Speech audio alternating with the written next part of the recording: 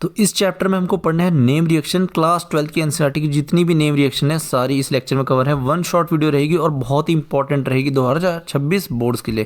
तो पहली reaction start करते हैं, सैंड मेयर रिएक्शन। यहाँ पे हम यूज़ करेंगे बेंजीन डाई एजोनियम सॉल्ट का, जो कि होता है बेंजीन पे लगा हुआ N2 पॉजिटिव X माइनस, और X होता है हमारे पास यहाँ क्लोरीन और ब्रोमीन। अगर हम इसकी रिएक्शन करते हैं Cu2Cl2 के साथ में, तो ये सॉल्ट हमारा कन्वर्ट हो जाएगा डायरेक्टली किसमें, क्लोरोबेंजीन में, और गैस कौन सी बाहर निकलेगी हमारी, नाइट्रोजन गैस। अगर हम इसकी रिएक्शन कराते हैं Cu2Br2 के साथ में, तो ये हमारा किस में कन्वर्ट हो जाएगा, ब्रोमोबेंजीन में। ये ग्रुप जाएगा हट जाएगा और ब्रोमीन जो है सब्स्टिट्यूट हो जाएगा, और यहाँ से N2 गैस जाएगी बाहर। बहुत ही इंपॉर्टेंट है, याद रखना कौन सी गैस हमारी बाहर निकलती है, क्योंकि बोर्ड्स में क्या कर रहा है, अभी प्रीवियस ईयर में उसने पूछ रखा था कि जब हम सैंड में रिएक्शन कराते हैं तो कौन सी गैस है जो हमारी एस्केप करती है। तो आंसर में उसने एमसीक्यू में नाइट्रोजन गैस भी दे रखा था, तो ये हमको याद रखना है। जनरली हम मेजर प्रोडक्ट याद रखते हैं और ये वाले बाई प्रोडक्ट्स हम भूल जाते हैं, लेकिन यहाँ सैंड मेयर के लिए ये इंपॉर्टेंट प्रोडक्ट है हमारा, इसको ध्यान रखना। नेक्स्ट हमारे पास फिंकलस्टीन रिएक्शन। फिंकलस्टीन रिएक्शन हम स्पेशली यूज़ करते हैं जब हमको एल्काइल आयोडाइड की प्रिपरेशन करनी हो, क्योंकि आयोडीन्स और फ्लोरीन्स के लिए हमको स्पेशली रिएक्शंस यूज़ करनी पड़ती हैं। कॉमन रिएक्शन जो है क्लोरीन और ब्रोमीन की तो चल जाती हैं, लेकिन आयोडीन और फ्लोरीन हमको अलग तरीके से प्रिपेयर करना पड़ता है। तो यहाँ पर हम क्या लेंगे, एल्काइल हैलाइड लेंगे, और एक्स क्या रहेगा, क्लोरीन और ब्रोमीन। यहाँ पे क्या होगा, Na positive I minus, I पे रहेगा नेगेटिव चार्ज, पार्शियल नेगेटिव रहेगा, नहीं यहाँ तो नेगेटिव रहेगा क्योंकि मेटल के साथ है, और ये अटैक करेगा बैक अटैक से, और X हो जाएगा यहाँ से रिएक्शन से बाहर। फॉर्मेशन हो जाएगा Ri प्लस NaX, ये हमारा क्या हो जाएगा, बाई प्रोडक्ट हो जाएगा। नेक्स्ट हमारे पास स्वार्ट्ज रिएक्शन। जैसे हमने एल्काइल आयोडाइड के लिए क्या पढ़ी, फिंकलस्टीन रिएक्शन, वैसे ही एल्काइल फ्लोराइड अगर हमको प्रिपेयर करना है तो हमको पढ़नी पड़ती है स्वार्ट्ज रिएक्शन। एल्काइल हैलाइड लेंगे वापस से, अच्छा Br की जगह Cl भी ले सकते हैं, रिएक्शन कराएंगे AgF के साथ। फिर क्या होगा, हमारे पास Br की जगह सब्स्टिट्यूट हो जाएगा फ्लोरीन, और हमारे पास फॉर्मेशन होगा एल्काइल फ्लोराइड का, प्लस हमको मिल जाएगा AgBr। नेक्स्ट रिएक्शन है हमारे पास वुड्स रिएक्शन। वुड्स रिएक्शन बोलते हैं हमारे पास, अगर हमने एल्काइल हैलाइड लिया, हैलाइड भी कौन सी लेंगे हम, जनरली क्लोरीन या फिर ब्रोमीन ही यूज़ करते हैं। और मेटल क्या लिया हमने, सोडियम मेटल। और ईथर हमने क्या लिया, सॉल्वेंट। ईथर क्या होता है हमारे पास, एक लिक्विड सॉल्वेंट है, इसको ईथर भी लिखा सकता है एग्जाम में, और ड्राई ईथर भी लिखा जा सकता है, एक ही मतलब है। हमको वैसे ड्राई ईथर ही लेना पड़ता है। ड्राई से मेरा मतलब है कि हमको एनहाइड्रस कंडीशन, यानी विदाउट H2O, मॉइस्चर भी प्रेजेंट नहीं होना चाहिए, हमको एनहाइड्रस कंडीशन में हम यूज़ करते हैं। फिर क्या होता है, एल्काइल हैलाइड रिएक्ट करती है सोडियम मेटल के साथ, और double number of carbon atom हमको देखने को मिलता है, और फॉर्मेशन होता है हमारे पास एल्केन का। फॉर एग्जाम्पल अगर हम CH3Cl की रिएक्शन कराएंगे Na के साथ, तो प्रोडक्ट में हमको मिलेगा CH3CH3, यहाँ मिले double number of carbon atoms, यहाँ था हमारा सिंगल कार्बन एटम। दूसरी भी मिलती जुलती रिएक्शन है फिटिक रिएक्शन। यहाँ पर हमने क्या लिया था, अभी एल्काइल हैलाइड की रिएक्शन कराई थी सोडियम मेटल के साथ में, लेकिन यहाँ पे हम कराएंगे हेलोएरिन्स की। हेलोएरिन्स की हमारे पास बेंजीन से जुड़ा हुआ डायरेक्टली क्लोरीन या फिर ब्रोमीन। इसकी अगर हम रिएक्शन कराते हैं सोडियम मेटल के साथ, और सॉल्वेंट हमको क्या यूज़ करना है, वापस से ईथर ही यूज़ करना है, तो दूसरा हेलोएरिन क्या आएगा हमारे पास, दूसरा X माइनस, ये दोनों बाहर जाएंगे और ये दोनों ग्रुप हो जाएंगे कंबाइन हमारे, और फॉर्मेशन हो जाएगा हमारा बाईफिनाइल का। जब दोनों बेंजीन ऐसे कनेक्टेड हों तो इसको बोलते हैं बाईफिनाइल। इसको कोई ऐसे मत कनेक्ट कर देना, ये हमारा दूसरा कंपाउंड होता है नेप्थलीन, ये है बाईफिनाइल। नेक्स्ट रिएक्शन होता है हमारे पास वुड्स फिटिक रिएक्शन। दोनों का कॉम्बिनेशन है। फिटिक में हमने क्या यूज़ किया, हेलोएरिन का, और वुड्स में क्या हमने यूज़ किया, एल्काइल हैलाइड का। तो वुड्स फिटिक में क्या करेंगे, एक हम ले लेंगे हेलोएरिन और एक हम ले लेंगे एल्काइल हैलाइड। इनकी रिएक्शन करेंगे सोडियम मेटल के साथ, सॉल्वेंट लेंगे ईथर, और ये R जो है इस बेंजीन के साथ कंबाइन करके हमारे पास बना देगा नया कंपाउंड, और ये हो जाएगा हमारा बाई प्रोडक्ट। नेक्स्ट रिएक्शन है कोल्बेज रिएक्शन। बहुत ही इंपॉर्टेंट रिएक्शन है। अगर हम फिनॉल की रिएक्शन करते हैं पहले सोडियम हाइड्रोक्साइड के साथ, सोडियम हाइड्रोक्साइड के हमारे पास बेस है, और बेस क्या करता है, एसिडिक H को पकड़ता है। ये वाला H क्या है, एसिडिक H है। यहाँ से OH minus plus H positive react करके बना देंगे H2O, ये इसको खा लेगा। H2O बना के यहाँ क्या बचेगा हमारे पास, O माइनस, और काउंटर एन क्या हो जाएगा इसका, Na पॉजिटिव। तो ये हमारे पास क्या बन गया, सोडियम फिनॉक्साइड। अगर हम इसकी रिएक्शन करते हैं CO2 के साथ, कार्बन डाइऑक्साइड कैसे होगी हमारी, इस तरीके से हम इसको लिखेंगे। कार्बन पे रहेगा पार्शियल पॉजिटिव, ऑक्सीजन पे पार्शियल नेगेटिव। यहाँ से नेगेटिव चार्ज रेजोनेंस के थ्रू अटैक करेगा इस कार्बन पे, ऑक्सीजन का बॉन्ड होगा ओपन और हमारा क्या हो जाएगा, बेंजीन रिंग पे लग जाएगा C double bond O minus. Next step में H पॉजिटिव दिया है, ये इस H पॉजिटिव को खा लेगा और हमारा जो कंपाउंड है वो हो जाएगा न्यूट्रलाइज। तो COOH इस वाले स्टेप को जहाँ पे हम न्यूट्रलाइज कराते हैं किसी भी स्पीशीज़ को, इसको हम बोलते हैं वर्क अप। तो ये वाला स्टेप हमारा H पॉजिटिव जो दिया था लास्ट में, ये हमको किस लिए दे रखा है, वर्क अप कराने के लिए। और हमारे पास फॉर्मेशन हो जाएगा फिनॉल के साथ में एक कार्बोक्सिलिक एसिड लग गया है। नाम क्या होगा इसका, 1 2 3 4 5 6। सेकेंड पोजीशन पे OH ग्रुप है, मतलब कि हाइड्रोक्सी ग्रुप है, तो 2 हाइड्रोक्सी बेंजोइक एसिड जो होगा इसका IUPAC नेम होगा। और कॉमन नेम होता है इसका सैलिसिलिक एसिड। ये सैलिसिलिक एसिड का नाम याद रखना, क्योंकि एग्जाम में जब ये पूछेगा तो सैलिसिलिक एसिड के नाम से ही ये क्वेश्चन आएगा। सैलिसिलिक एसिड से ही तुमको क्या बोलेगा, वो एस्पिरिन प्रिपेयर करने के लिए भी बोलेगा, तो इसका स्ट्रक्चर याद रखना। नेक्स्ट रिएक्शन है रीमर टीमन रिएक्शन। ये भी बहुत ही इंपॉर्टेंट रिएक्शन है हमारे पास। अगर फिनॉल की रिएक्शन कराते हैं हम CHCl3 होता है हमारे पास क्लोरोफॉर्म, और हमने ले लिया बेस एक्वस NaOH, या फिर सिर्फ वो NaOH भी दे सकता है। NaOH जहाँ पर भी हम यूज़ करते हैं वहाँ पर उसकी जगह हम KOH का यूज़ भी कर सकते हैं। तो हो सकता है एग्जाम में वो NaOH की जगह पर KOH दे दे तो रिएक्शन सेम ही होगी। हमको ये नहीं सोचना कि रिएजेंट चेंज हो गए तो रिएक्शन भी चेंज होगी। NaOH की जगह KOH का भी, या और कोई बेस हमारे पास स्ट्रॉन्ग हो उसका भी यूज़ किया जा सकता है। NaOH क्या करेगा, यहाँ से एसिडिक H पकड़ के O Na पॉजिटिव तो बनाएगा फिनॉक्साइड आयन, लेकिन इसके साथ भी NaOH रिएक्ट करके बनाता है हमारे पास, यहाँ लगा देगा CHCl2। ये हमारा क्या हो जाएगा, इंटरमीडिएट क्या होता है हमारे पास, जो रिएक्शन में बीच में थोड़े टाइम के लिए हमारे पास फॉर्म होता है और फिर बाद में ये प्रोडक्ट की तरफ कंप्लीशन में चला जाता है। इंटरमीडिएट भी हमको याद रखना है, क्योंकि बोर्ड्स में उसने पूछ रखा है एक कंपाउंड रिएक्ट करता है B बनाता है और फिर B से C बनाता है, तो B उसने इंटरमीडिएट पूछा था, कौन सा इंटरमीडिएट हमारा बनेगा। तो इंटरमीडिएट को हम स्किप नहीं कर सकते, वरना हम जनरली करते हैं रिएक्टेंट याद रखते हैं और प्रोडक्ट याद रखते हैं, लेकिन अब वो थोड़ा अलग से पूछ रहा है तो हमको जो है इंटरमीडिएट को भी याद रखना पड़ेगा। फिर इसकी रिएक्शन NaOH के साथ होगी। NaOH तो हमारे पास एक्सेस मिल गया होगा हमने रिएक्शन में। तो NaOH क्या करेगा, इस CHCl2 को कन्वर्ट कर देगा CHO ग्रुप में, और ये हमारा O Na पॉजिटिव ऐसे ही रहेगा। फिर इसको न्यूट्रलाइज कराने के लिए हमको इसको सोर्स ऑफ H पॉजिटिव या फिर इसको ऐसे H3O पॉजिटिव, दोनों ही क्या है एसिड को लिखने का तरीका है, कैसे भी क्वेश्चन में दे सकता है। नेगेटिव चार्ज अटैक करेगा इस H पॉजिटिव पर और हो जाएगा न्यूट्रलाइज। और अभी बताया मैंने न्यूट्रलाइज करने के स्टेप को क्या बोलते हैं हम, वर्क अप। तो यहाँ वर्क अप करने के बाद हमारे पास जनरेट हो जाएगा एक OH ग्रुप और CHO ग्रुप। नाम क्या होगा उसका, 1 2 3 4 5 6। सेकेंड पोजीशन पे OH ग्रुप है, तो 2 हाइड्रोक्सी और बेंजल्डिहाइड, ये हो जाएगा इसका IUPAC नेम। और कॉमन नेम क्या है इसका, सैलिसल्डिहाइड। अगर यहाँ पे हमने प्रीवियस में COH था तो इसका नाम था सैलिसिलिक एसिड, अगर यहाँ पे CHO है तो नाम क्या रहेगा, सैलिसल्डिहाइड। तो नाम में भी कन्फ्यूजन नहीं होनी चाहिए, नाम भी हमको अच्छे से याद होना चाहिए। नेक्स्ट रिएक्शन है हमारे पास विलियमसन सिंथेसिस। इसको हम यूज़ करते हैं जब हमको प्रिपेयर करना हो हमारा ईथर।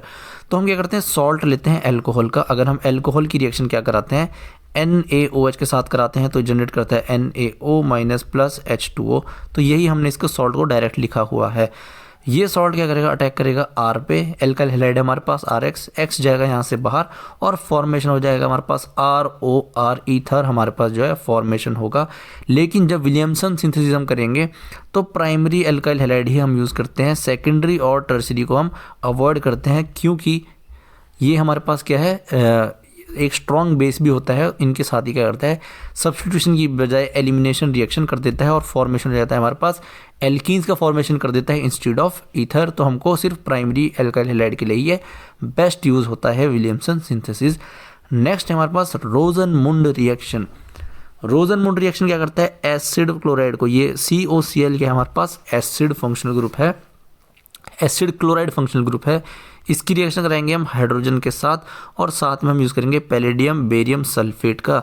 तो ये एसिड फंक्शनल ग्रुप को कन्वर्ट कर देगा किसमें, CHO फंक्शनल ग्रुप में।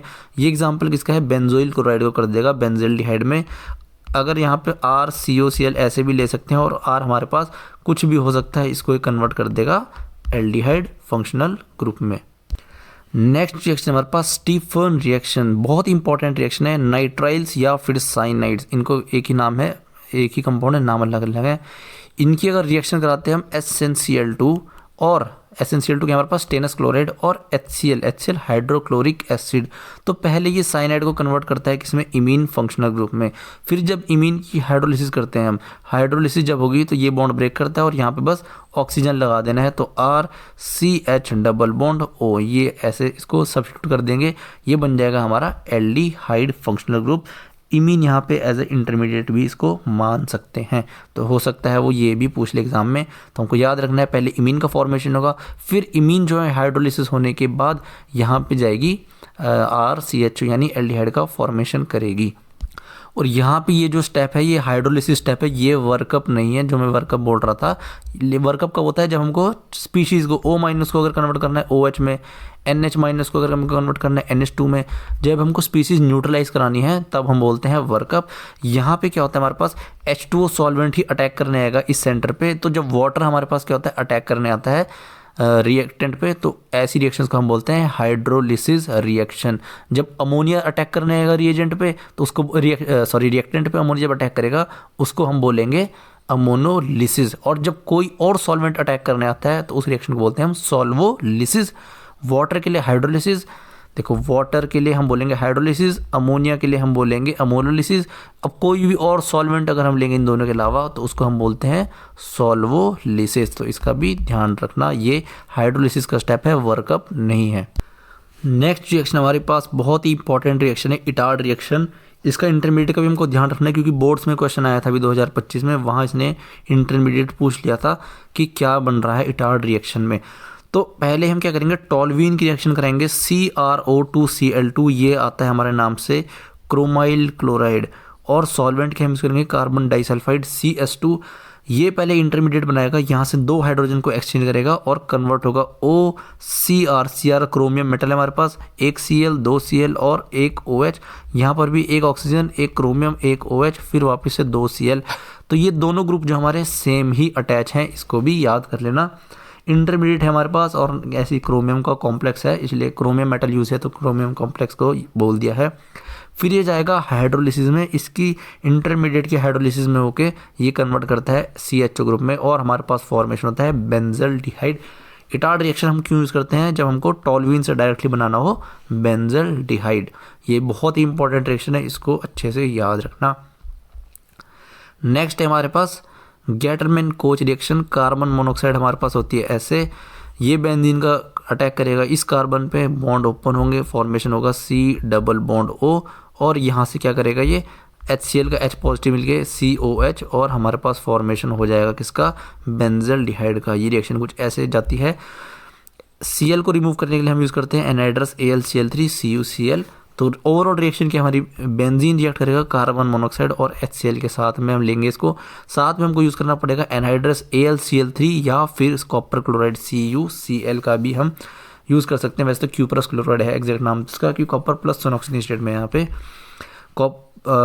बस इसको ध्यान रखना कि बेंजीन से डायरेक्टली कन्वर्ट हो जाएगा ये बेंजल्डिहाइड में। नेक्स्ट रिएक्शन हमारे पास क्लीमेंसन रिडक्शन और वुल्फ किशनर रिडक्शन, दोनों ही सेम प्रोडक्ट हमको देखने के मिलेंगे दोनों में, बस डिफरेंस क्या आएगा, रिएजेंट का यूज़ करने का डिफरेंस आएगा। अगर हम कार्बोनिल कंपाउंड में हम बोलते हैं कीटोन और एल्डिहाइड, इन दोनों को हम क्या बोलते हैं, कार्बोनिल कंपाउंड। इनकी कलेक्टिवली अगर हम बात करें तो दोनों ही हमारे को क्या करते हैं, कीटोन भी और एल्डिहाइड भी दोनों ही क्या करते हैं, सेम प्रोडक्ट देखने के लिए मिलेगा। ये जो हमारा कार्बोनिल ग्रुप है ये रिड्यूस हो जाएगा और यहाँ पे चिपक जाएगा हाइड्रोजन, ये इसको हटाना है और 2 हाइड्रोजन को चिपका देना है। रीजेंट क्या होगा, जिंक और मरकरी, इसको बोलते हैं जिंक अमलगम। जब हम एलॉय बनाते हैं मरकरी के साथ तो हम बोलते हैं जिंक अमलगम। अगर हम कॉपर का बनाएंगे तो इसको बोलेंगे कॉपर अमलगम। अगर हम टिन का बनाएंगे तो बोलेंगे टिन अमलगम। तो यहाँ पे क्या है, जिंक का एलॉय है मरकरी के साथ तो इसको बोलेंगे हम जिंक अमलगम। और साथ में हमको लेना पड़ता है हाइड्रोक्लोरिक एसिड, ये ग्रुप रिड्यूस होकर किस में कन्वर्ट हो जाता है, एल्केन में। सेम रिएक्शन वुल्फ किशनर रिएक्शन भी है, ये ग्रुप कन्वर्ट हो जाएगा किसमें, एल्केन में, दोनों हाइड्रोजन को चिपका देगा। लेकिन यहाँ पे हमको क्या यूज़ करना पड़ेगा, NH2 हाइड्राजीन बोलते हैं इसको, और हो सकता है एग्जाम में N2H4 ऐसे भी ये लिख के दे दे, सेम ही इसका मतलब है। हाइड्रोजन के साथ हमको लेना पड़ेगा KOH और थोड़ी बहुत हीटिंग की कंडीशन भी गिवन है। ये इसको कन्वर्ट कर देगा, यहाँ पे दोनों हाइड्रोजन चिपका देगा और हमारा जो है कार्बोनिल कंपाउंड कन्वर्ट हो जाएगा एल्केन में। ये तो हमने कीटोन का एग्जांपल लिया, सेम रिएक्शन जाएगी एल्डिहाइड के साथ भी, एल्डिहाइड भी जो है एल्केन में कन्वर्ट हो जाएगा। नेक्स्ट रिएक्शन चलते हैं, वो है हमारी हेलोफॉर्म रिएक्शन। बहुत ही इंपॉर्टेंट रिएक्शन है ये भी। NaOH क्या है, बेस दे रखा है हमारे पास और सामने X2 दे रखा है, और X2 यहाँ कुछ भी हो सकता है, Cl2 भी हो सकता है, Br2 भी हो सकता है, I2 भी हो सकता है। अगर यहाँ पे Cl2 हम लेंगे तो हमारे रिएक्शन का नाम होगा क्लोरोफॉर्म। अगर हम Br2 लेंगे तो रिएक्शन का नाम क्या होगा, ब्रोमोफॉर्म। अगर हम I2 का यूज़ करेंगे तो उस रिएक्शन का नाम होगा आइडोफॉर्म। आइडोफॉर्म की कंडीशन क्या, सॉरी हेलोफॉर्म की कंडीशन क्या हमारे पास फॉर्म होने की, कीटोन हमारे पास गिवन होगा या कोई भी ऐसा कार्बोनिल कंपाउंड गिवन होगा जिसके एडजेसेंट पे अल्फा कार्बन पे, ये कौन सी पोजीशन होगी, फंक्शन ग्रुप वाली पोजीशन होगी। इसके एडजेसेंट वाला कार्बन कौन सा होता है, अल्फा कार्बन, और अल्फा कार्बन पे 3 अल्फा हाइड्रोजन हमारे पास प्रेजेंट होनी चाहिए। अगर 2 भी हुई तो रिएक्शन नहीं जाएगी, 3 तो हमारे पास होनी चाहिए, ये कंपलसरी जो है इसका रिक्वायरमेंट है। जहाँ पे 3 अल्फा हाइड्रोजन मिली, ये इसके साथ रिएक्ट करके यहाँ बना देगा कार्बोक्सिलिक एसिड में, इस बॉन्ड को ब्रेक कर देना और ये बन जाएगा RC double bond O Na minus carboxylic acid का सॉल्ट प्लस CH3 नेगा CX3, एक आएगा H, बाकी आएगा X3 क्या है हमारे पास हैलाइड्स आ जाएंगी। जैसे यहाँ पे होगा, अगर हम यहाँ पे Cl2 का यूज़ करेंगे तो CHCl3 और ये होता है हमारे पास क्लोरोफॉर्म। अगर हम आयोडीन का यूज़ करेंगे तो हमारे पास बन जाएगा CHI3, हो जाएगा आइडोफॉर्म। अगर हम ब्रोमीन का यूज़ करेंगे तो ये हो जाएगा हमारे पास ब्रोमोफॉर्म, इसको भी ध्यान रखना है। और एक एल्डिहाइड है हमारे पास CH3CHO, ये एल्डिहाइड होने के बाद भी हेलोफॉर्म रिएक्शन को शो करते हैं क्योंकि इसके पास 3 अल्फा हाइड्रोजन प्रेजेंट होती हैं, 0 पोजीशन और ये अल्फा पोजीशन पे लगी 3 अल्फा हाइड्रोजन। तो ये याद रखना, एसिटल्डिहाइड भी हमारी हेलोफॉर्म रिएक्शन शो करता है, बाकी कोई भी एल्डिहाइड जो है हेलोफॉर्म रिएक्शन नहीं शो करता है। नेक्स्ट रिएक्शन है हमारे पास एल्डोल रिएक्शन। ये स्टूडेंट्स को एल्डोल टफ लगती है, लेकिन अगर इसको एक बार समझ लिया तो कभी भी ये टफ नहीं लगेगी। कोई भी कार्बोनिल कंपाउंड, या तो हमारे पास कीटोन हो या तो हमारे पास एल्डिहाइड हो, कोई भी जिसके पास हमारे पास अल्फा H प्रेजेंट होना चाहिए, तो ये फंक्शनल ग्रुप हो गया हमारे पास। इसके साथ वाला कार्बन क्या हुआ, अल्फा कार्बन, और इसके पास तो 3 अल्फा हाइड्रोजन दिखाई दे रही है, हमको तो सिर्फ एक से मतलब है। ये अल्फा कार्बन वाली हाइड्रोजन होती हैं बहुत ही ज़्यादा acidic in case of aldehydes and ketones, क्योंकि जो यहाँ पे नेगेटिव चार्ज हम बनाएंगे, ये क्या करेगा, रेजोनेंस से स्टेबलाइज रहता है, तो यहाँ नेगेटिव चार्ज स्टेबल होता है और नेगेटिव चार्ज स्टेबल होने से H पॉजिटिव आराम से दे देगा, और H पॉजिटिव देगा तो मतलब ये वाली हाइड्रोजन क्या है, एसिडिक। तो ये बेस क्या करेगा, यहाँ से H पॉजिटिव को पकड़ेगा और यहाँ जनरेट करेगा नेगेटिव चार्ज। यहाँ इसने जनरेट कर दिया है नेगेटिव चार्ज, एक हाइड्रोजन चली गई तो बची कितनी, 2, तो CH2 माइनस COH। अब दूसरा एल्डिहाइड का मॉलिक्यूल हमने 2 ले रखे हैं, दूसरा एल्डिहाइड का मॉलिक्यूल भी प्रेजेंट होगा रिएक्शन में। ऐसा तो नहीं कि सिर्फ एक ही मॉलिक्यूल के साथ रिएक्शन होगी, वहाँ तो करोड़ों मॉलिक्यूल पड़े होंगे। तो जैसे ही ये नेगेटिव चार्ज बना, ये नेगेटिव अटैक करेगा यहाँ पर, क्योंकि यहाँ पर पार्शियल पॉजिटिव चार्ज होगा इस कार्बन सेंटर पे, और ऑक्सीजन रखेगा अपने ऊपर नेगेटिव चार्ज, क्योंकि इलेक्ट्रोनेगेटिव एटम में अपनी तरफ इलेक्ट्रॉन डेंसिटी को पुल कर रहा होगा। ये नेगेटिव चार्ज का अटैक होते ही ये बॉन्ड पेयर होंगे शिफ्ट ऑक्सीजन की तरफ और कन्वर्ट हो जाएगा हमारा O माइनस में। तो ये ग्रुप हमने इस साइड लिखा है CH2CHO, और ये ऑक्सीजन वाला ये रहा C, ऑक्सीजन पे आ गया नेगेटिव चार्ज, और ये CH3 ऐसे का ऐसे ही। तो 2 से हमने 4 कार्बन की चेन बना ली, लेकिन यहाँ पे अभी नेगेटिव चार्ज है। इसके लिए क्या करेंगे, हम वर्क अप यूज़ करेंगे और एक वीक एसिड H पॉजिटिव को दे देंगे, तो H पॉजिटिव को पकड़ लेगा और कन्वर्ट हो जाएगा OH में। अब अगर इसके आगे यहाँ तक तो हम इसको बोलते हैं एल्डोल प्रोडक्ट। अगर यहाँ पर रिएक्शन स्टॉप हो रही है तो इसको बोलते हैं एल्डोल प्रोडक्ट। लेकिन अगर हीटिंग कंडीशन हमारे पास गिवन है तो हीट क्या करेगी, वाटर मॉलिक्यूल इस रिएक्शन से बाहर जाता है। वाटर कैसे जाएगा, OH ये वाला और ये कार्बोनिल के साथ वाला अल्फा हाइड्रोजन, इसको पकड़ेगा ये वापस से, और माइनस H2 बाहर जाके फॉर्मेशन हो जाएगा हमारा एल्कीन का। तो ये 0 पोजीशन, ये अल्फा, ये बीटा, तो इसको हम बोलते हैं alpha beta unsaturated carbonyl compound, क्योंकि अल्फा और बीटा के बीच में क्या है, अनसैचुरेशन, और अनसैचुरेशन से मतलब होता है डबल बॉन्ड या फिर ट्रिपल बॉन्ड। तो यहाँ पे हमको डबल बॉन्ड देखने के लिए मिल रहा है अल्फा और बीटा के बीच में, इसलिए हम बोलते हैं अल्फा बीटा अनसैचुरेटेड एल्डिहाइड या फिर अनसैचुरेटेड कार्बोनिल कंपाउंड, कुछ भी हम इसको बोल सकते हैं। इजी मैकेनिज्म है, एक बार खुद ही नोटबुक पर ट्राई करके देखना, सारे ही रिएक्शंस जो है ऐसी होगी। बस हमको क्या करना है, सिर्फ अल्फा एच को निकालना है, नेगेटिव चार्ज बनाना है और दूसरे एल्डिहाइड पे अटैक कराना है, फिर वर्कअप कराना है बस। फिर तो हम वाटर मॉलिक्यूल को जब चाहे तब कैसे भी निकाल सकते हैं। ये याद रखना, डबल बॉन्ड कहेगा अल्फा और बीटा के बीच में। नेक्स्ट रिएक्शन है कैनिज़ारो रिएक्शन, बहुत ही इजी रिएक्शन है, सिर्फ एल्डिहाइड्स देते हैं हमारे पास। और कौन से एल्डिहाइड, जिनके पास अल्फा हाइड्रोजन प्रेजेंट नहीं होता। तो ये हमारे पास फंक्शनल ग्रुप को मैं क्या बोलता हूँ, जीरो पोजीशन बोल देते हैं। ये हमारे पास क्या है, अल्फा कार्बन। तो अल्फा कार्बन पे 1 bond, 2 bond, 3 bond, 4 bond, 4 bond complete हो चुके हैं कार्बन के साथ। यहाँ पर एक भी हाइड्रोजन प्रेजेंट नहीं है हमारे पास, तो हम बोलेंगे this is the aldehyde with no alpha hydrogen. अब अल्फा हाइड्रोजन नहीं है जब, तो कंसंट्रेटेड NaOH क्या करता है, इसको एक मॉलिक्यूल को कन्वर्ट करता है sodium salt of carboxylic acid में, और एक मॉलिक्यूल कन्वर्ट करता है ये अल्कोहल के मॉलिक्यूल में। अगर इसका मैकेनिज्म जानना हो तो मैंने जो है शॉर्ट में अपलोड कर रखा है, तो वहाँ भी सर्च करके देख सकते हैं कि कैसे इसका मैकेनिज्म फॉर्म हो रहा है। ये भी हमारे पास क्या है, एक फॉर्मल्डिहाइड लिया हमने, इसके पास भी अल्फा हाइड्रोजन नहीं होती, इसके पास तो अल्फा कार्बन भी नहीं है। अल्फा कार्बन नहीं है तो अल्फा हाइड्रोजन भी नहीं है। यहाँ पे अल्फा कार्बन तो है पर अल्फा हाइड्रोजन नहीं है, यहाँ पर तो दोनों ही नहीं है। तो अल्फा हाइड्रोजन से मतलब है हमको कार्बन कार्बन से तो कुछ लेना देना है नहीं।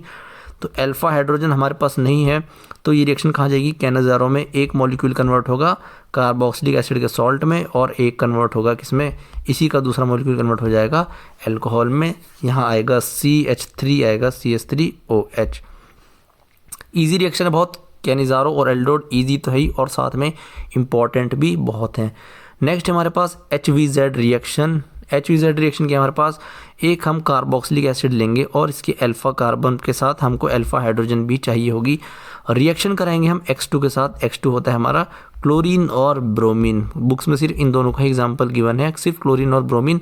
साथ में हम यूज़ करेंगे रेड फॉस्फोरस, और सेकंड स्टेप में हमको गिवन है वाटर।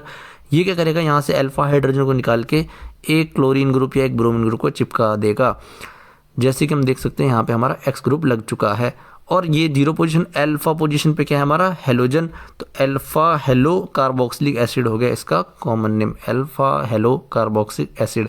अगर क्लोरीन लग जाएगा तो अल्फा क्लोरो ब्रोमीन लग जाएगा, तो alpha bromo carboxylic acid. Next आती है हमारे पास गैब्रियल थैलिमाइड रिएक्शन। ये हमारे पास क्या है, थैलिमाइड बेंजीन रिंग से एक C डबल बॉन्ड O इधर, एक C डबल बॉन्ड इधर, और दोनों को कनेक्ट कर दिया हमने NH के साथ।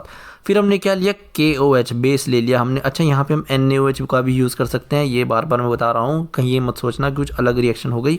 तो OH माइनस क्या करेगा, बेस है, H पॉजिटिव को पकड़ लेगा, जनरेट करेगा नाइट्रोजन पे नेगेटिव चार्ज। तो नाइट्रोजन पे नेगेटिव जनरेट होते ही काउंटर आयन क्या हो जाएगा, K पॉजिटिव। फिर नेक्स्ट टाइम में हम एल्काइल हैलाइड का यूज़ करेंगे, किसी भी एल्काइल हैलाइड का। ये नेगेटिव चार्ज अटैक करेगा इस R पे, और X माइनस यहाँ से जाएगा बाहर। तो हम देख सकते हैं यहाँ पे हमारा जुड़ गया है N और R। फिर से क्या होगा, OH माइनस होगा। अब हमारे पास एसिडिक हाइड्रोजन तो बची नहीं है कि अटैक हो जाए, तो यहाँ पे क्या होगा, इलेक्ट्रोफिलिक सेंटर प्रेजेंट है और यहाँ पे पार्शियल नेगेटिव। अब OH माइनस होता है हमारे पास, ये एज अ बेस भी एक्ट कर सकता है और एज अ न्यूक्लियोफाइल भी। तो पहले इसके पास मौका था तो इसने एज अ बेस एक्ट कर लिया और H पॉजिटिव को निकाल लिया। अब जहाँ पे एसिडिक H नहीं बची तो ये क्या करेगा, यहाँ पे अटैक करेगा। बॉन्ड ओपन होता है फर्स्ट टाइम में, फिर क्लोज होता है, और ये बॉन्ड करता है ब्रेक। फिर दोबारा दूसरा OH क्या करेगा, यहाँ अटैक करेगा, यहाँ ओपन होगा, बॉन्ड क्लोज होगा, और ये बॉन्ड कर देगा ब्रेक। तो हमारे पास NRH2 ऐसे हमारे पास फॉर्मेशन हो जाएगा। वैसे तो पहले क्या होगा, NR माइनस, फिर H पॉजिटिव को खाएगा, लंबा मैकेनिज्म हो जाएगा। पर इतना ध्यान रखना, यहाँ से ये बॉन्ड टूटेगा, यहाँ से भी बॉन्ड टूटेगा, और हम क्या कर देंगे, RNH2 प्राइमरी अमीन का जो है फॉर्मेशन हमारे पास हो जाएगा। तो गैब्रियल थैलिमाइड रिएक्शन को हम कहाँ यूज़ करते हैं, जब हमको प्राइमरी अमीन का जो है फॉर्मेशन करना होता है। अगर इसको डिटेल में कहीं पढ़ना हो तो मैंने लेक्चर्स में सब पढ़ा रखा है, वहाँ से देख लेना। नेक्स्ट है हमारे पास हॉफमैन ब्रोमाइड डिग्रेडेशन रिएक्शन। बहुत ही इंपॉर्टेंट रिएक्शन है। अमाइड फंक्शनल ग्रुप को कन्वर्ट करती है अमीन फंक्शनल ग्रुप में।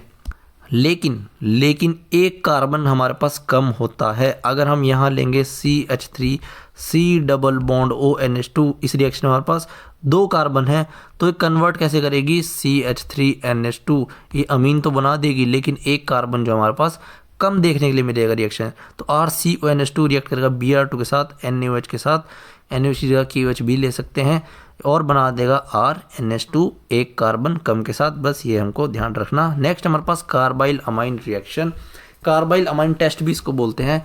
प्राइमरी अमीन और सेकेंडरी अमीन या फिर प्राइमरी अमीन और टर्सरी अमीन के बीच में अगर हमको डिस्टिंग्विश करना हो तो हम यूज़ करते हैं कार्बाइल अमाइन टेस्ट का। अमीन्स की रिएक्शन करा देंगे हम CHCl3 जो कि हमारे पास क्लोरोफॉर्म और साथ में हमने ले लिया बेस और हीटिंग कंडीशन, तो ये हमारे पास क्या हो जाएगा, अमीन जो है कन्वर्ट हो जाएगा आइसोसाइनाइड में। अगर हम R को CN से कनेक्ट कर देंगे तो ये हो जाएगा साइनाइड, अगर पहले N कनेक्ट होगा फिर C तो ये हो जाएगा आइसोसाइनाइड। ये हमारे पास फॉर्मेशन हो जाएगा। प्राइमरी अमीन तो आइसोसाइनाइड बना लेती है लेकिन सेकेंडरी और टर्सरी अमीन जो है ये रिएक्शन को नहीं देती, इसलिए हम डिफरेंशिएट कर सकते हैं इस टेस्ट को। अगर टेस्ट आता है प्राइमरी और सेकेंडरी अमीन डिफरेंशिएट करो तो हम बोल देंगे कि कार्बाइल अमाइन टेस्ट प्राइमरी देगा, सेकेंडरी वाला नहीं देगा और रिएक्शन लिख के दिखा देंगे। तो हमारे क्योंकि जो है बोर्ड्स में 1 या 2 नंबर जितने का भी क्वेश्चन आएगा हमको पूरे मिल जाएंगे। नेक्स्ट आता है हमारे पास डाईएज़ोटाइजेशन रिएक्शन। डाईएज़ोटाइजेशन रिएक्शन हमने यूज़ की थी किसके लिए, पहले हमने इस सॉल्ट का यूज़ किया था सैंडमेयर रिएक्शन के लिए। अब इस सॉल्ट को प्रिपेयर कैसे करते हैं, अगर हम एनिलीन की रिएक्शन करा देते हैं किसके साथ, NaNO2 प्लस HCl के साथ में, तो ये हमारे पास फॉर्मेशन करता है बेंजीन डाईएज़ोनियम सॉल्ट का। और फॉर्मेशन ऑफ डाईएज़ोनियम सॉल्ट ही क्या है हमारे पास, डाईएज़ोटाइजेशन रिएक्शन। NH2 कन्वर्ट हो जाएगा हमारे पास N2 पॉजिटिव Cl माइनस में, यहाँ से हम Cu2Br2 या फिर Cu2Cl2 करके सैंड में रिएक्शन करा के क्लोरोबेंजीन और ब्रोमोबेंजीन भी बना सकते हैं। ये तो बिल्कुल अभी हमने देखा। नेक्स्ट और लास्ट रिएक्शन हमारे पास गेटरमैन रिएक्शन, जो हमने ऊपर रिएक्शन पढ़ी थी जहाँ पर हमने बनाया था बेंजीन से बेंजल्डिहाइड, ये थी हमारी गेटरमैन कोच रिएक्शन। और ये कौन सी हमारी, ये है गेटरमैन रिएक्शन। इसमें क्या होगा, बेंजीन डाईएज़ोनियम सॉल्ट की रिएक्शन हम करेंगे CuHCl के साथ और बन जाएगा हमारे पास क्लोरोबेंजीन और बाहर जाएगी नाइट्रोजन गैस। और दूसरा हम यूज़ करेंगे Cu का HBr के साथ, तो हमारा बन जाएगा ब्रोमोबेंजीन गैस जाएगी N2 positive, sorry N2 nitrogen gas हमारी जाएगी बाहर। सैंड में रिएक्शन से अलग है क्योंकि वहाँ हम यूज़ कर रहे थे Cu2Cl2 और Cu2Br2, तो डिफरेंट रीजेंट से हमारी डिफरेंट जो है रिएक्शन का नाम हो गया है। इस बात का ध्यान रखना, कहीं पर भी कन्फ्यूजन क्रिएट मत कर देना। मैंने जितना पॉसिबल हो सका उतना जो है डिफरेंस बताना चाहा हर क्वेश्चन हर रिएक्शन में, और अलग अलग कलर से भी डिनोट करके दिखाया कि कहीं पर भी किसी तरह का कन्फ्यूजन ना हो। इसी के साथ जो है हमारा चैप्टर होता है, ये नेम रिएक्शन का लेक्चर जो होता है कंप्लीट होता है। ऐसी ही और वीडियोस के लिए मिलते हैं अगले लेक्चर में।